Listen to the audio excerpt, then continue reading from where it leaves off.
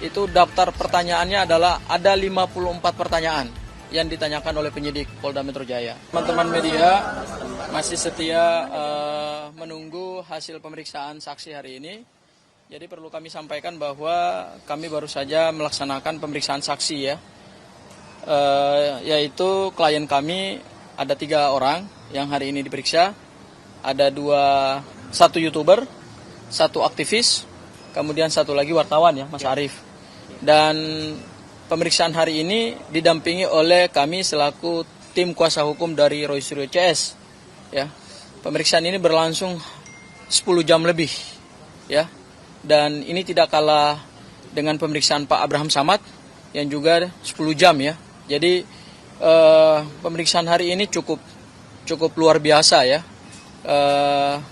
Dan untuk daftar pertanyaannya tadi, untuk saksi Arief Nugroho selaku seorang wartawan, itu daftar pertanyaannya adalah ada 54 pertanyaan yang ditanyakan oleh penyidik Polda Metro Jaya. Kemudian Bu 36. Mary 36 pertanyaan ya. Jadi kami sudah menjawab, klien kami sudah menjawab semua pertanyaan yang diajukan. Nah, perlu saya sampaikan beberapa hal. Ini terkait dengan relevansi antara apa yang sekarang sedang disidik oleh Polda Metro Jaya, yaitu adanya dugaan tindak pidana pencemaran nama baik, fitnah, kemudian juga Undang-Undang ITE, kemudian juga adalah penghasutan, gitu ya. Ini sama sekali kalau kita lihat relevansinya ini memang tidak punya korelasi yang cukup signifikan ya, terutama kepada saksi yang dalam kapasitas sebagai wartawan dan YouTuber ya.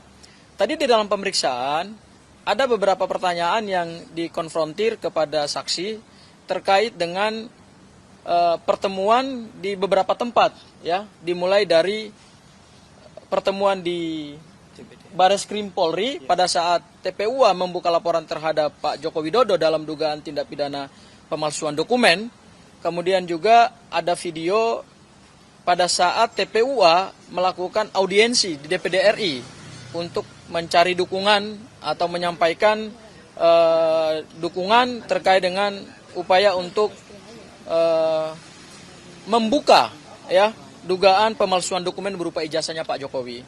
Kemudian juga ada video yang terkait di DPD, kemudian di Bareskrim Polri, kemudian di tempatnya Pak Egy Sujana juga ya.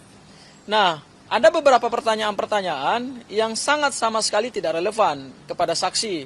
Misalnya yang berkaitan dengan apakah saudara saksi mengenal dengan TPUA, ya, itu tidak relevan. Kemudian siapa yang membiayai TPUA, ya, itu juga tidak relevan. Kemudian juga apakah saksi menjadi operator dari sekian channel YouTube, ya, yang berhubungan dengan isu ijazah palsu, ya. Termasuk juga apakah ada hubungan dengan Abraham Samad Speak Up, ya, channel YouTube-nya gitu. Nah, ini pertanyaan-pertanyaan yang sebenarnya tidak ada relevansinya gitu.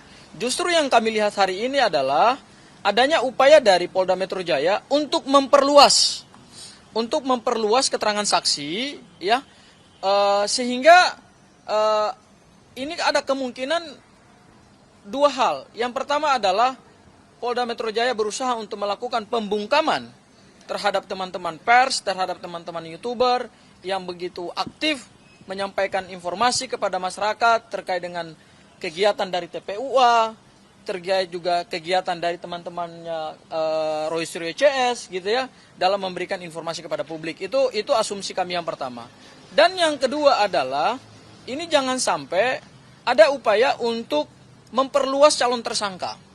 Ya, karena berdasarkan SPDP resmi yang dikirim Polda Metro Jaya kepada Kejaksaan Tinggi DKI itu ada 12 terlapor, ya, dan tidak menutup kemungkinan berdasarkan materi-materi pemeriksaan hari ini dan nanti ada juga saksi-saksi baru yang akan diperiksa ke depan, ini tidak menutup kemungkinan ternyata Polda Metro Jaya bukan hanya menyasar 12 orang, tetapi kemungkinan calon-calon yang akan terlapor yang statusnya bisa tersangka, kemudian saksi bisa dinaikkan juga statusnya sebagai tersangka, ini bisa lebih luas lagi gitu loh.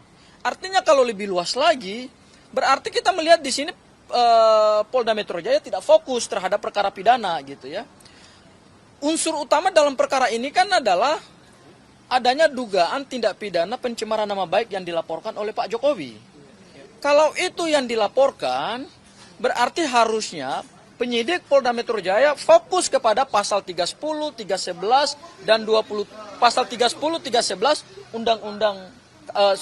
KUHP ya, dan kemudian pasal 27A Undang-Undang ITE yang berkaitan dengan fitnah dan pencemaran nama baik di dalam Undang-Undang ITE. Nah, kalau penyidik mau fokus saja di laporannya Pak Jokowi ya, yang merasa dirinya dihinakan, direndahkan itu ya, menurut saya tidak perlu lagi memperluas saksi gitu ya, klaster saksi. Karena sekarang bukan hanya aktivis, bukan hanya akademisi yang diancam kemerdekaannya, tetapi yang sekarang terjadi adalah ini teman-teman wartawan ditarik, kemudian teman-teman YouTuber juga ditarik. Kami melihat bahwa jangan sampai kemudian Polda Metro Jaya keluar dari pokok perkaranya gitu loh. Pokok perkaranya kan adalah pencemaran nama baik terhadap Pak Jokowi. Dan hari ini kami merasakan betul ya ada perluasan pemeriksaan secara material ya, dari yang tadinya adalah pencemaran nama baik sekarang larinya kemana-mana nih, menyasar YouTuber. Jadi kalau ada YouTuber mengunggah suatu informasi yang dia rekam di suatu tempat, kemudian itu dianggap melakukan pencemaran, penghinaan, kemudian mengadu domba masyarakat. Wah, ini bahaya ini untuk kebebasan dan kemerdekaan kita dalam menyampaikan informasi publik, kebebasan kita berpendapat. Hari ini kami sebagai kuasa hukum Roy Suryo CS baru merasakan dan melihat materi pemeriksaan. Selama ini kami belum tahu kira-kira apa korelasi antara saksi dari pihak YouTuber, kemudian saksi dari pihak wartawan, ini apa korelasinya dan apa substansinya. Ternyata hari ini kami baru membaca dan mengalami sendiri proses pemeriksaan itu. Kami melihat bahwa Polda Metro Jaya sekarang sedang melakukan perluasan materi ya, kemudian memperluas klaster pemeriksaan saksi. Dan bisa saja akibat dari perluasan materi penyidikan hari ini, kemudian memperluas klaster saksi, kita takut jangan sampai, kita khawatir jangan sampai ini juga memperluas kemungkinan calon tersangka. Ya, ini kita sebut ini upaya kriminalisasi nih. Ini benar-benar kriminalisasi. Kalau Polda Metro Jaya betul-betul ingin menyidik dugaan pencemaran nama baik laporannya Pak Jokowi, fokus saja di situ. Nanti kita uji gitu loh. Dalam tahapan penyidikan ini kan kita akan uji alat bukti. Ya, jangan lagi tarik teman-teman yang tidak tahu menahu. Kasihan loh. Ini hari ini Mas Arief ini adalah seorang wartawan yang punya kartu pers yang resmi dan terdaftar di Dewan Pers.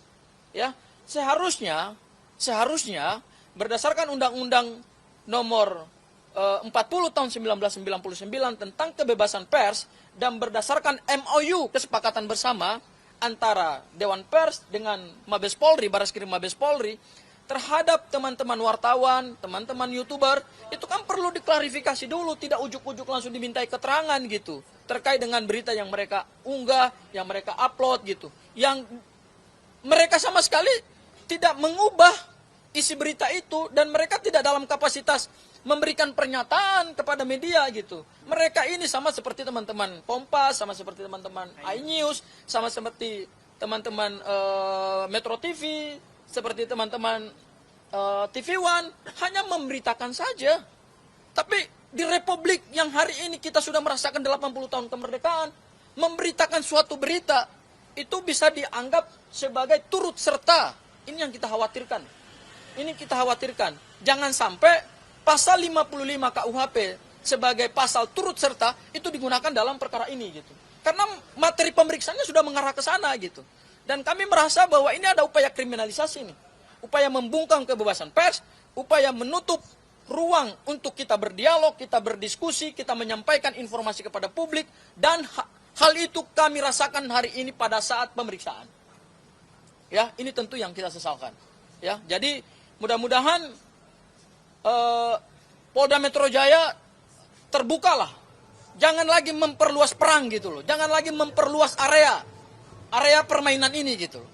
Jangan lagi menyeret pihak-pihak yang tidak punya peran, tidak punya kapasitas dalam perkara ini, tapi harus diseret dan dipaksa untuk memberikan keterangan, kemudian keterangannya itu bisa membahayakan dirinya sendiri dan membahayakan orang lain. Padahal kalau kita lihat dari 3 klaster pasal yang dipakai, saya bagi 3 klasternya nih. Klaster pertama adalah delik pencemaran nama baik. Itu pasal 310, 311 KUHP, 27A Undang-Undang ITE. Klaster kedua, itu berkaitan dengan delik dokumen elektronik. Pasal 32 dan pasal 35 Undang-Undang ITE.